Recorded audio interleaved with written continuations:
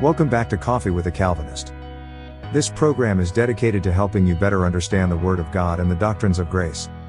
The Bible tells us, do your best to present yourself to God as one approved, a worker who has no need to be ashamed, rightly handling the word of truth.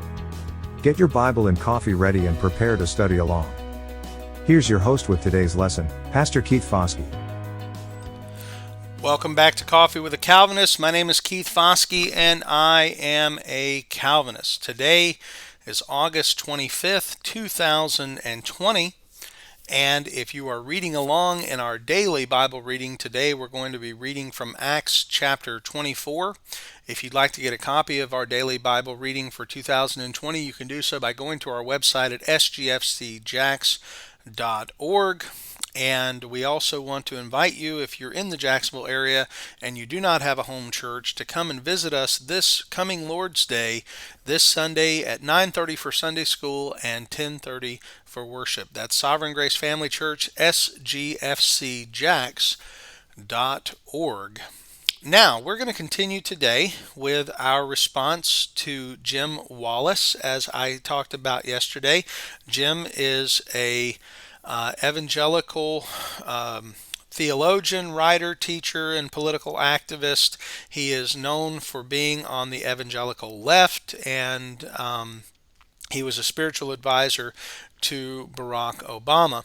He has made a video with the group Now This, and Now This Media puts out a lot of videos on social issues, and he has made some statements in this video that I believed warranted a response. Now, someone might say, well, who am I to give the response? Well, I'm a minister as well, and I want to provide a response to what he is saying, because he says in this video that that Christians essentially are putting too much emphasis on abortion and same-sex marriage and not enough emphasis on social justice issues.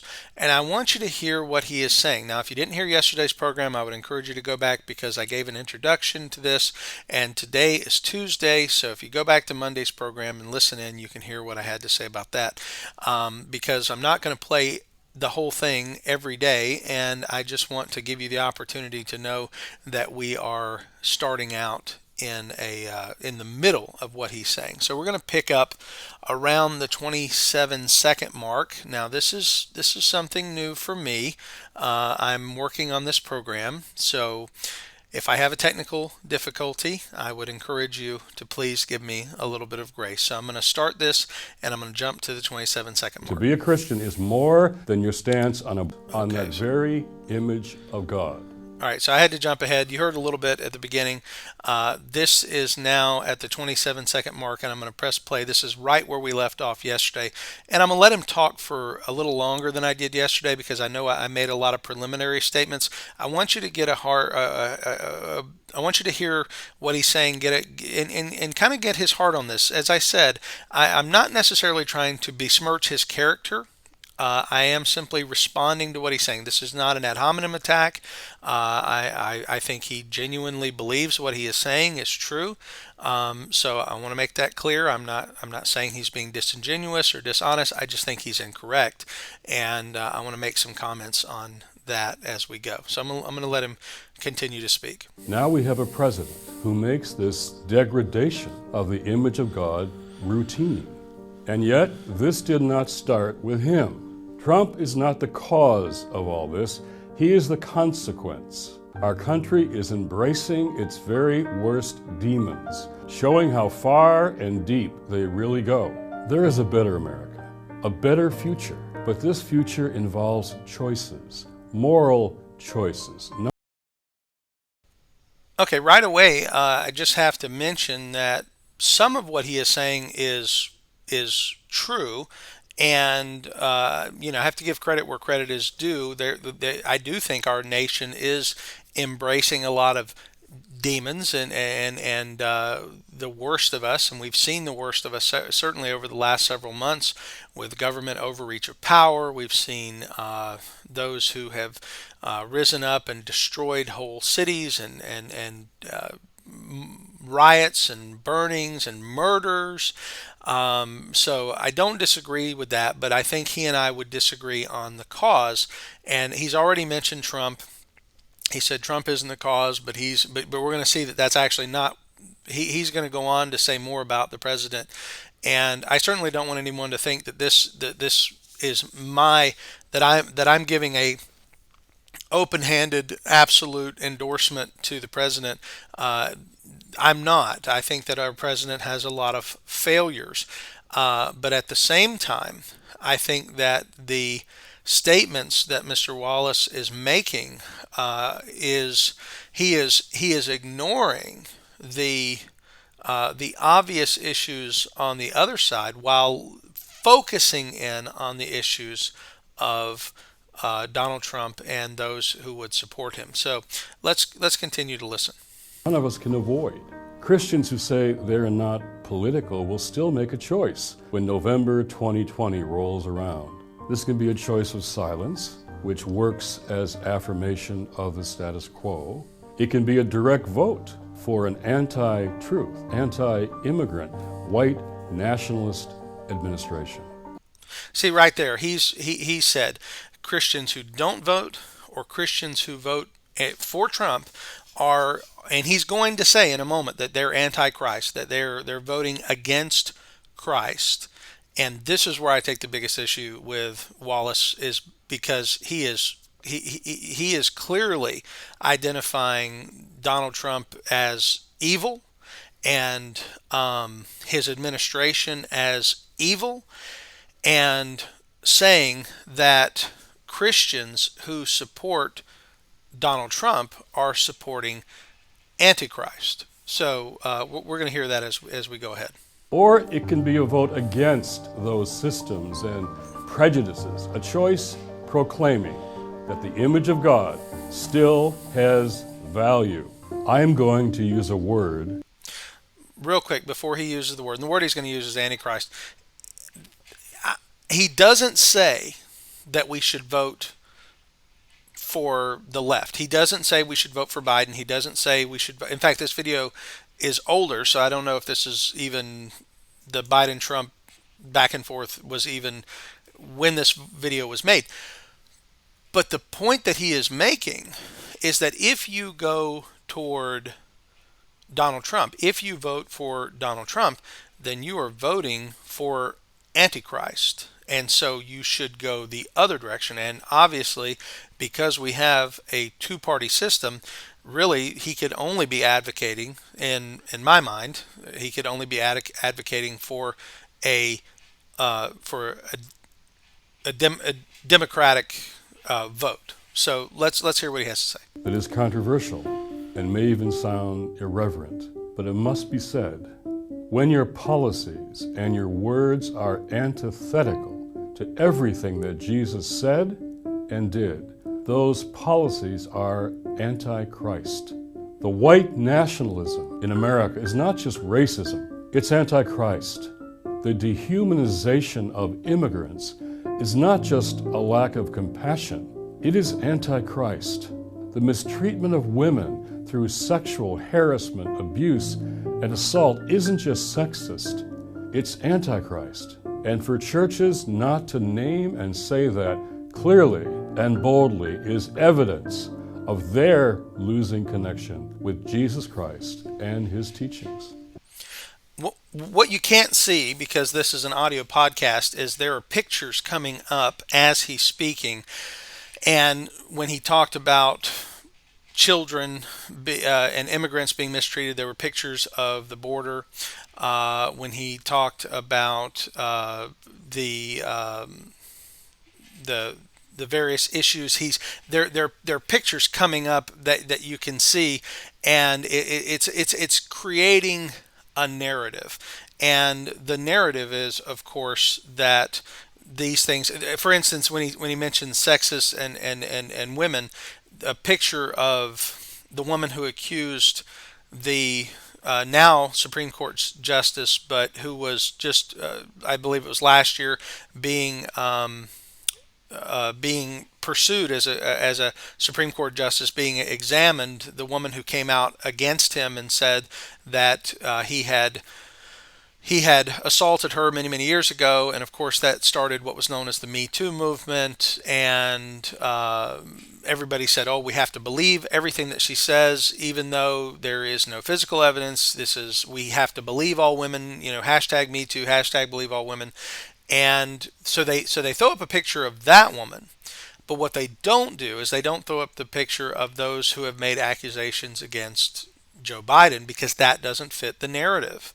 So we have the accusations against the Supreme Court justice nominee, but we do not have the accusations against the vice or against the presidential presumptive nominee of the Democratic Party. Why? Because he is on the left side. And so this only works when you're aimed in one direction. And again, Mr. Wallis sounds very genuine, but he is being disingenuous when he is focusing on saying one side is evil, one side is racist, one side is sexist, one side is nationalist, one side is white supremacist, and that's the Donald Trump side. He represents everything evil in this world, and Christians, churches that are not speaking out against it, are doing evil. And again, I think this is very unfair.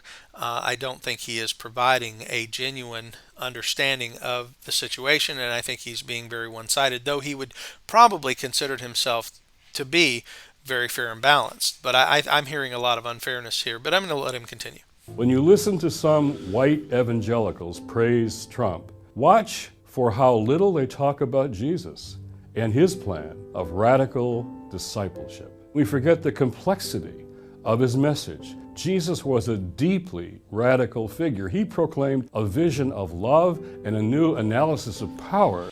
I want to say something about this. I may have to back up the recording a little bit. I'm really getting tired of this, and I'm just going to say this out loud. I'm tired of people calling Jesus a radical in the way that a leftist radical is a radical. Or even a right-wing radical. The idea that Jesus was radical, certainly his message was radical, but to equate him with what is often the equation that is made is to diminish who Jesus was. You see, I don't know Mr. Wallis, and I don't know what his theology is, but I imagine that he has a low view of Christ. I don't know this, but I imagine his view of Jesus is not consistent with what we would call Trinitarian orthodoxy, that Jesus Christ is God in the flesh. I don't know that Mr. Wallis believes in the virgin birth. I don't know that Mr. Wallis believes that Jesus Christ is God and man, and both fully God and fully man.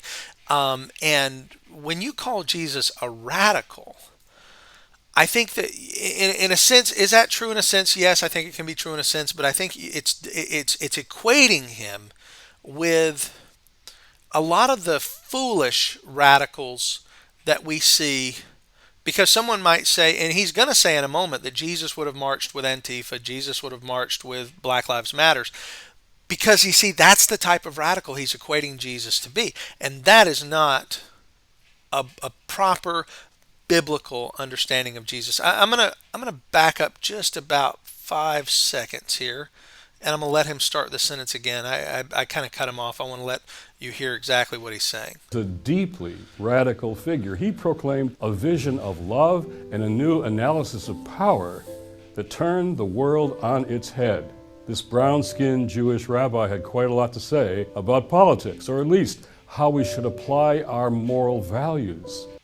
Always has to focus on the fact that Jesus was brown-skinned, and which is, again, the focus here. The focus always has to be on race, always has to be on the distinguishing of the race, and again, it has to make a point about Jesus being a Middle Eastern Jew. Nobody doubts that Jesus was a Middle Eastern Jew, but this point always has to be made, because they think they're saying something that's somehow been somehow going to be insightful. It's not insightful. It's historic. It's accurate, but it's it attempts to try to draw a line. All people on the right hate people who have brown skin or black skin. That's not the truth.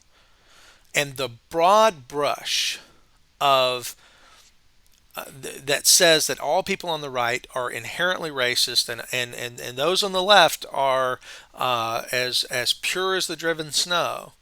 This is untrue, and so I think that just pointing that out is and making that the Jesus was radical. He was brown skinned.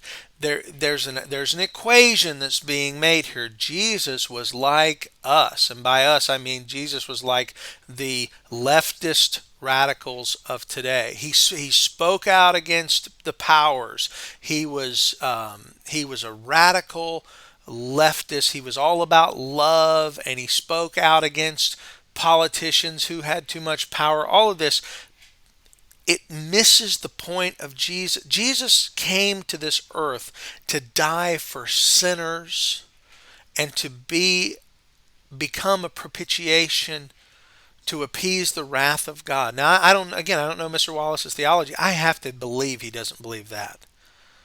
I know many people on the left of the evangelical aisle do not believe in penal substitutionary atonement because they don't believe God has wrath. And again, I can't speak for him, but I can only say based on experience. I'm not going to put words into his mouth. But when I think of the missing of the point, I think this really does miss the point. To public life. Today, Jesus would have been the one celebrating the Black Lives Matter movement, shoulder to shoulder with his neighbors, especially those who are immigrants. I'm going to say right now, Jesus would not celebrate Black Lives Matter because Black Lives Matters is not about the value of black human beings. It is not about black people as image bearers of God. But Black Lives Matters is an admittedly Marxist organization, and it is opposed to the biblical understanding of the family. It is a radical movement, and it is not. I can say all day that black people matter. I can say all day that black people are made in the image of God, and I love black people, but I will not say Black Lives Matters because that is part of a movement that is unbiblical. It is ungodly. It is something that when he says Jesus would have celebrated Black Lives Matters, I have to take great issue with that because that is certainly something that I would say is absolutely not true. Black Lives Matters celebrates homosexuality. It celebrates transgenderism, and it enforces and encourages support for those groups. In fact, I have in front of me, I have the statement of what we believe from the blacklivesmatters.com. What we believe. This is from their own website. This is not something I wrote or made up. And I just want to I want to read to you what this says toward the end here. It says, let's see.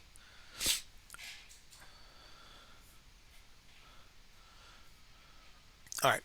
We are guided by the fact that all black lives matter regardless of actual or perceived sexual identity, gender expression, economic status, ability, disability, religious beliefs or disbeliefs, immigration status or location. We make space for transgender brothers and sisters to participate and lead.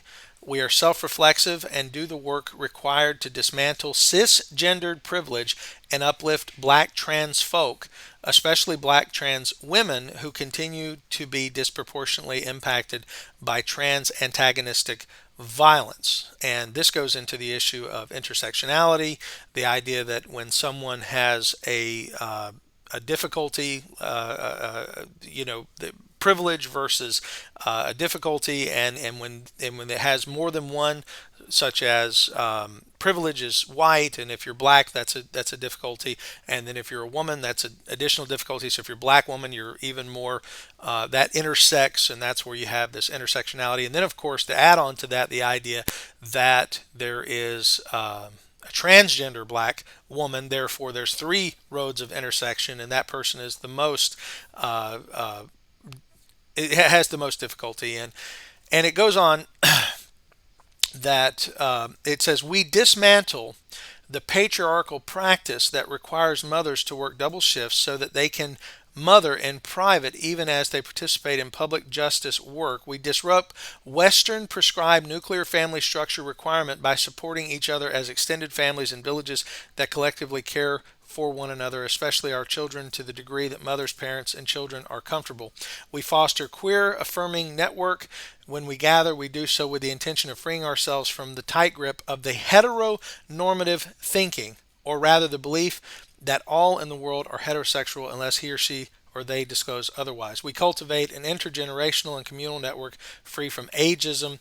We believe that all people, regardless of age, show up with the capacity to lead and learn. We embody the practice of justice, liberation, and peace in our engagements with one another. Again, the focus there is they want to get away from heteronormative thinking, meaning that they believe that the idea that people should be by nature heterosexual is wrong to think that way. That we should get away from thinking that that's normal. So again, Black Lives Matters is not just about the affirmation of the value of black people, and to think that that's true is to miss the mark completely. And so I'm going to stop here because we are out of time for today's episode. We've got to the 3-minute mark of Mr. Wallis's statements. We'll pick it back up tomorrow, and we'll see how far we can get with our continued look at what Mr. Wallis has to say and our response to him. So thank you for listening to today's episode of Coffee with a Calvinist. My name is Keith Foskey, and I've been your Calvinist. May God bless you. Thank you for joining in for today's episode of Coffee with a Calvinist. Keep in mind, we have a new lesson available every weekday morning at 6:30 a.m. on YouTube and Facebook. If you enjoyed this lesson, please take a moment to respond by hitting the like button, leaving a comment, and subscribing to the channel. On behalf of Pastor Foskey, thank you for listening. May God bless you.